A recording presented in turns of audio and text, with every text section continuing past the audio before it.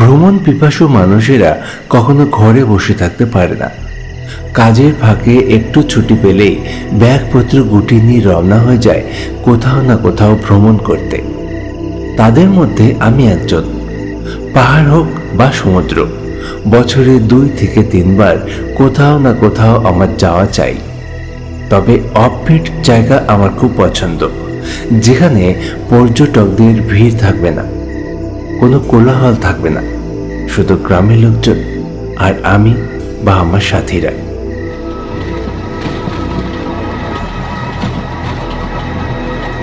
পাহাড়ের অনেক অফবিট জায়গার নাম আমরা শুনেছি এবং আমি সেখানে গিয়েও ছিলাম, তবে সমুদ্রের কোনো অফবিট জায়গায় আমি কখনো যাইনি। অনেক খোঁজ খবর করে একটা ওয়েবসাইট থেকে জানতে পারলাম একটি গেস্ট হাউসের কথা। এটা একেবারেই ফাঁকা জায়গায় অবস্থিত, যেখানে অন্য কোনো হোটেল বা গেস্ট হাউস নেই। সমুদ্রের একেবারে সামনে এই গেস্ট হাউসটি। ব্যাস, সঙ্গে সঙ্গে ব্যাগপত্র গুটিয়ে নিয়ে রওনা হয়ে গেলাম সেই গেস্ট হাউসের উদ্দেশ্যে। আমার গন্তব্য স্টেশনে গিয়ে আমি আর আমার গিন্নি দাঁড়িয়ে আছি টোটো ধরবো বলে। এখান থেকে টোটো করে সেই গেস্ট হাউসে যেতে হবে। আমার এখানে পৌঁছানোর কথা ছিল বিকেল 4টের মধ্যে, তবে ট্রেন লেট থাকার কারণে এখন রাত 8টা বেজে গেছে। কি গো, আর কতক্ষণ এইভাবে দাঁড়িয়ে থাকবো? এক এক করে 4 জন টোটোওয়ালা চলে গেল, কেউই তোমার ওই পছন্দের গেস্ট হাউসে যেতে চাইছে না।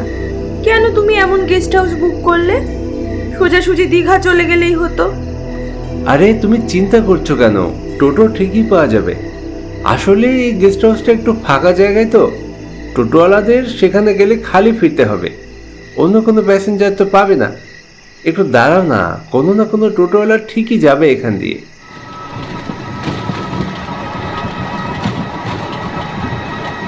ওই তো একটা টোটোওয়ালা আসছে।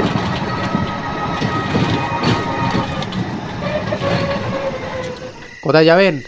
রাতের অতিথি গেস্ট হাউসে যাবে।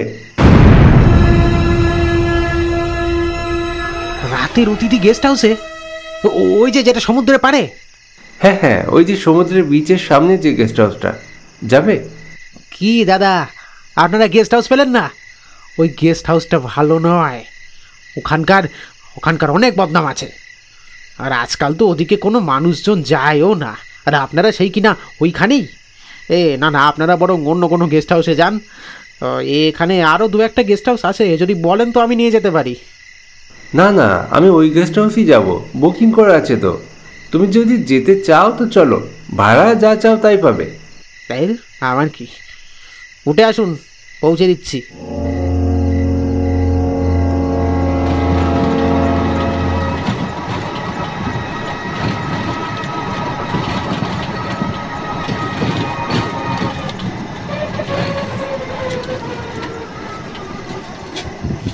টোটোওয়ালার কথাবার্তা শুনে আমার মনে হচ্ছিল কোনো টোটোওয়ালাই সে গেস্ট হাউসের কাছে যেতে চায় না। এর কারণটা কি সেটা আমি বুঝতে পারছিলাম না।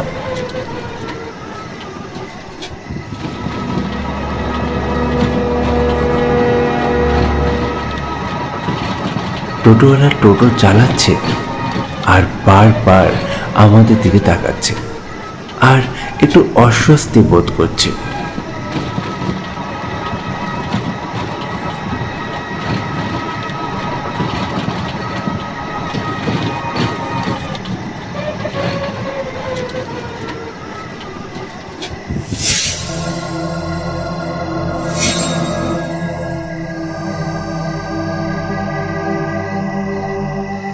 আমরা গেস্ট হাউসের সামনে পৌঁছলাম।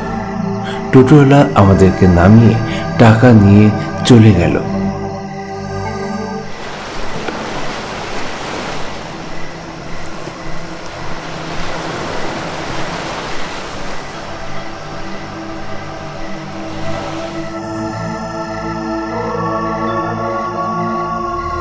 গেস্ট হাউসের সামনে দাঁড়িয়ে আমরা দুজন একটু অবাক হলাম।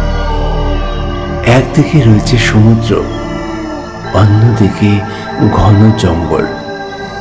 আর এই জঙ্গলের মাঝখানে সমুদ্রমুখী একটি গেস্ট হাউস।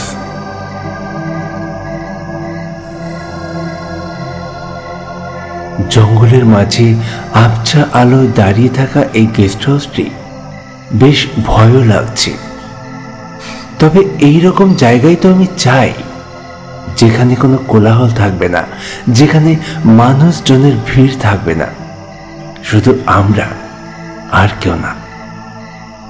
এখানে কাউকে না দেখতে পেয়ে আমি চিৎকার করে ডাকলাম, কেউ আছেন? গেস্ট হাউসে কেউ আছেন? আরে আছি আছি, এই যে বাবু, আমি আছি, এদিকে আসেন, এদিকে আসেন। আপনাদের জন্য সে বিকেল থেকে অপেক্ষা করে আছি। হ্যাঁ, আসেন আসেন। হ্যাঁ, আমাদের ট্রেনটা লেট করলো, তাই দেরি হয়ে গেল। তার উপর কোনো টোটোওয়ালা এখানে আসতেই চাইছিল না। ও টোটোওয়ালাগুলো বদমাস আছে বাবু। এটা একটু ফাঁকা জায়গা আছে তো, এই কেউ খুব একটা আসতে চায় না। খালি টোটো নিয়ে ফিরতে হবে সেই ভয়। হ্যাঁ, আসেন আসেন, ভিতরে আসেন। উনি এক ধকল গেছে, ঘরে যে একটু বিশ্রাম করেন।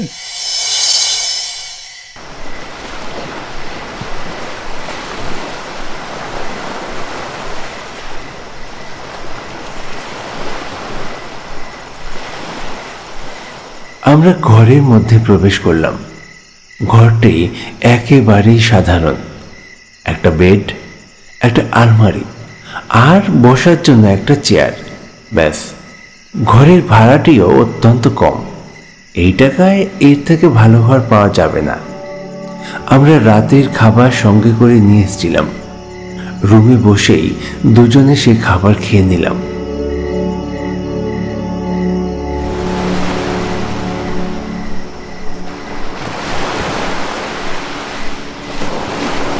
জার্নি করে আজকে আমরা খুবই ক্লান্ত, তাই শোবার সাথে সাথে ঘুমিয়ে পড়লাম।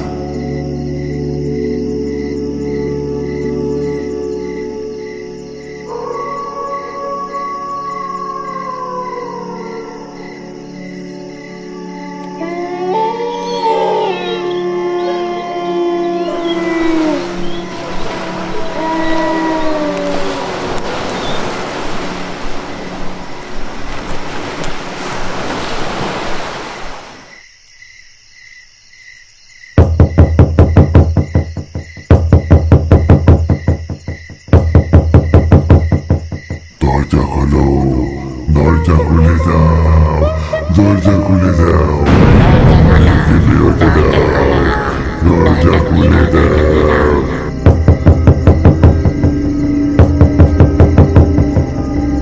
মধ্যরাতে হঠাৎ আমার ঘুম ভেঙে যায়। অনেকগুলো লোক একসাথে চিৎকার করলে যেমন শব্দ হয়, ঠিক তেমন চিৎকার করে বলছে, দরজা খোলো, দরজা খোলো। এর সঙ্গে দরজা ধাক্কানোর শব্দ। আমাকে বেরোতে দাও, দরজা খুলে দাও।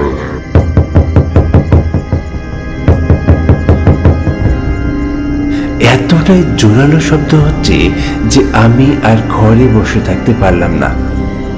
ঘরের বাইরে বেরোলাম।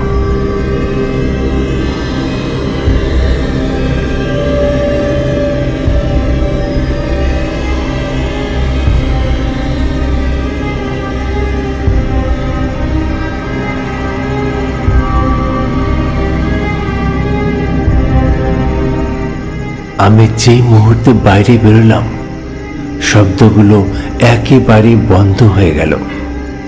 চারিদিক নিস্তব্ধ, কোথাও কোনো শব্দ নেই। কিছুক্ষণ বারান্দায় দাঁড়িয়ে থেকে আবার ঘরে যেয়ে শুয়ে পড়লাম।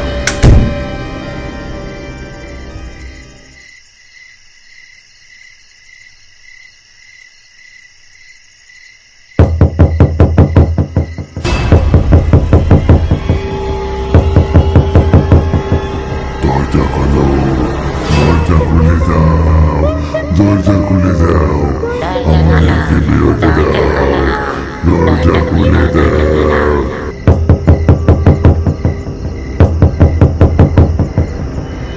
চোখটা একটু লেগে আসছিল আমার। ঠিক সেই মুহূর্তে হঠাৎ আবার সেই শব্দ। কিছুতেই ঘুমোতে পারছিলাম না আমি।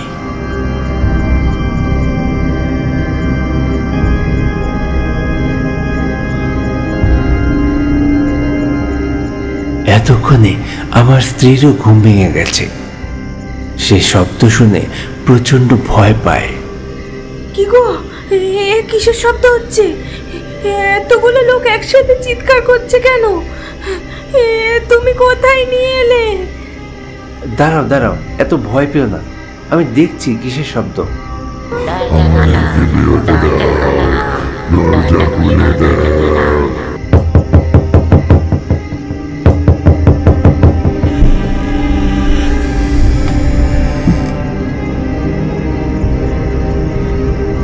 আমি দরজা খুলে আবার বাইরে বেরোই। বাইরে বেরোতেই সমস্ত শব্দ থেমে গেল। চারিদিক সব নিস্তব্ধ। ভাবলাম গেস্ট হাউসের ওনারকে ঘটনাটা জানাই। বিল্ডিং এর বাইরে একটা ছোট্ট ঘরে গেস্ট হাউসের ওনার থাকে। আমি সেই দিকেই হাঁটতে থাকি।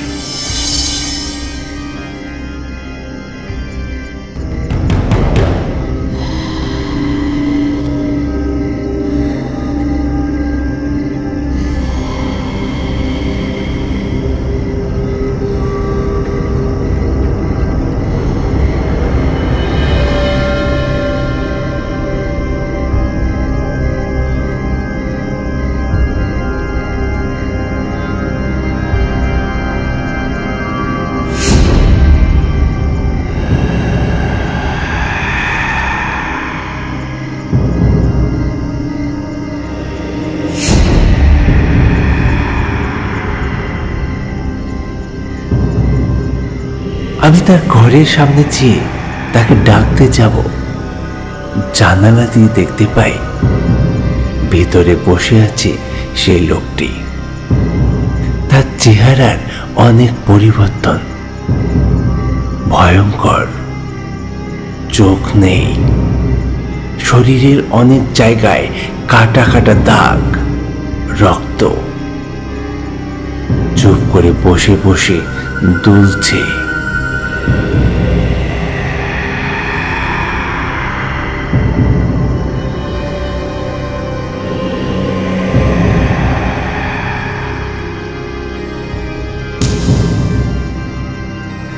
এটা কে?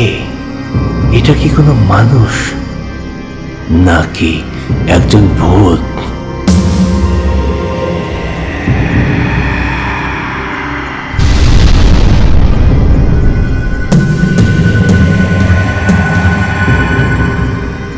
এই কারণে কোনো টোটোওয়ালা এখানে আসতে চাইছিল না।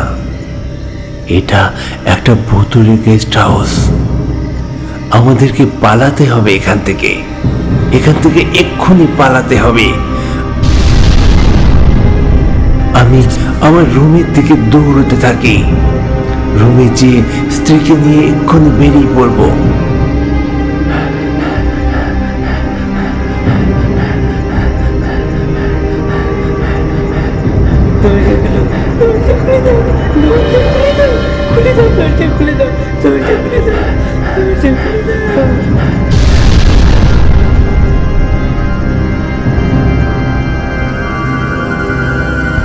একটা রুমের জানলা দিয়ে বেরিয়ে এসছে অনেকগুলো হাত। সেই হাতগুলো দেখে আমি দাঁড়িয়ে যাই।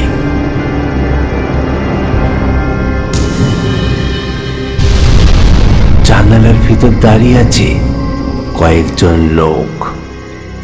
রুগ্ন চেহারা, শরীর শুকিয়ে একদম কাঠ হয়ে গেছে। চোখগুলো অনেকটা ভেতরে ঢুকে গেছে। মুখের আকৃতি ভয়ঙ্কর রূপ নিয়েছে। আমায় দেখে বলছে, মেরে ফেলবে, তোমাদেরকেও মেরে ফেলবে। এখানে সবাই ভূত। এরা লোকজনদের ঘরের মধ্যে আটকে রাখে, না খেতে দিয়ে বন্দি করে মেরে ফেলে। সবাই শয়তান, সবকটা শয়তান, ভয়ঙ্কর শয়তান। পালাও পালাও, তবে তার আগে আমাদের দরজাটা খুলে দাও। আমরা আমরা এখনো মরিনি, আমরা এখনো মরিনি। আমাদের বাঁচাও, আমাদের বাঁচাও, বাঁচাও। দরজা খুলে দাও, দয়া করে, দয়া করে দরজা খুলে দাও। বুঝতে পারলাম কি ভয়ানক বিপদে পড়েছি আমরা। গেস্ট হাউসের ওনার একটা ভূত, এইভাবে মানুষজনকে ডেকে এনে ঘরে বন্দি করে ওরা মেরে ফেলে। আর এই বন্দি মানুষজনই ভূত হয়ে ঘরে আটকে থাকছে। তারাই চিৎকার করে দরজা খুলে দিতে বলছে। আমাদের এক্ষুনি পালাতে হবে, তবে ঘরের দরজাটা খুলে দিতে হবে। যে লোকগুলো এখনো বেঁচে আছে, যারা এখনো মরে ভূত হয়ে যায়নি, তাদেরকে বাঁচাতে হবে।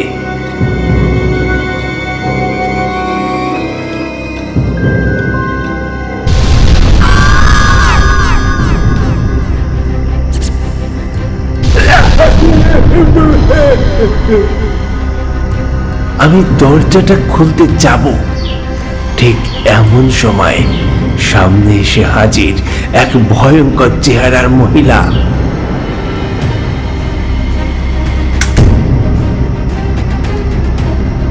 আমি এক দৌড়ে যেয়ে রুমের মধ্যে ঢুকে আমার রুমের দরজাটা বন্ধ করে দেই।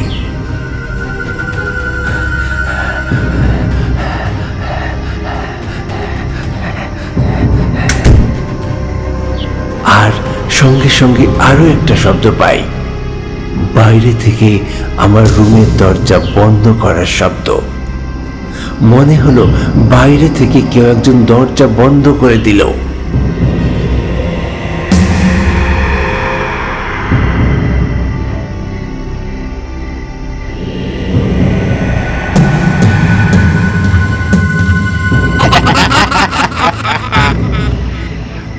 একে দিয়ে 8 জন হলো। আমাদের উদ্দেশ্য একেবারে সফল হয়েছে। এখানে হচ্ছে মার হচ্ছে হচ্ছে না খেতে দে। এ ভূত পেঁয়াজ দিয়ে জ্বালা যন্ত্রণা সহ্য করে তিলে তিলে মার তিলে তিলে, ঠিক যেমন আমরা মরেছিলাম। দোষ না থাকা সত্ত্বেও হয়েছিল আমাদের। 8 জন মতো শয়তান ছেলে নেশা করে এসে আমার স্ত্রীর সাথে খারাপ ব্যবহার করে। আমি কথা দিতে গেলে আমাদের দুজনকে মেরে মারা করে দেয়। আমাদেরকে ঘরে ঢুকিয়ে দরওয়াজা বন্ধ করে দেয়। ব্যথা, যন্ত্রণা, ভোগ, পেঁয়াজ এসব सहन करते करते इतना थोड़ा करके মরেছি আমরা। आज 8 जनকে বন্দী করেছি আমরা। 8 লোক।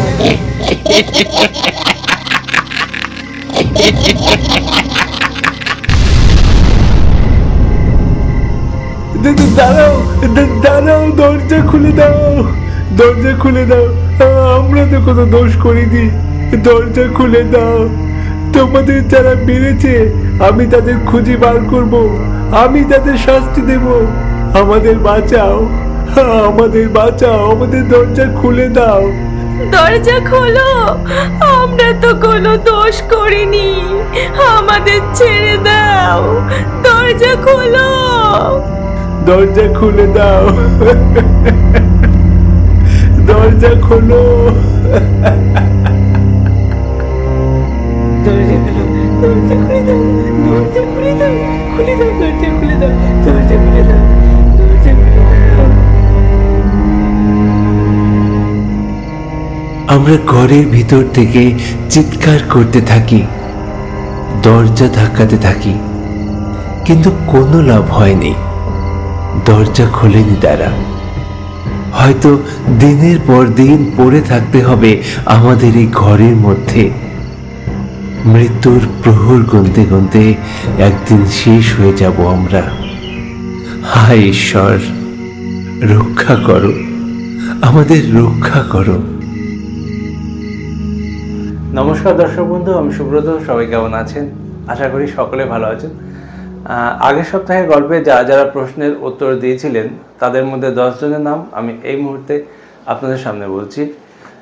সেই 10 জন হলেন বর্ধমান থেকে সাথী দে, ত্রিপুরা থেকে অর্ঘ্যদীপ চক্রবর্তী, কৃষ্ণনগর থেকে মহিতোষ মণ্ডল, বর্ধমান থেকে সঞ্জয় সাঁতরা, কলকাতা থেকে অরূপ মণ্ডল, মৎস্যলন্দপুর থেকে হাবিবুল ইসলাম, বরিশাল বাংলাদেশ থেকে নীরব, বাংলাদেশ থেকে ইমরান হোসেন, কৃষ্ণনগর থেকে শ্রেয়া ঘোষ, উত্তর 24 পরগনা থেকে অমিত কুমার নন্দী।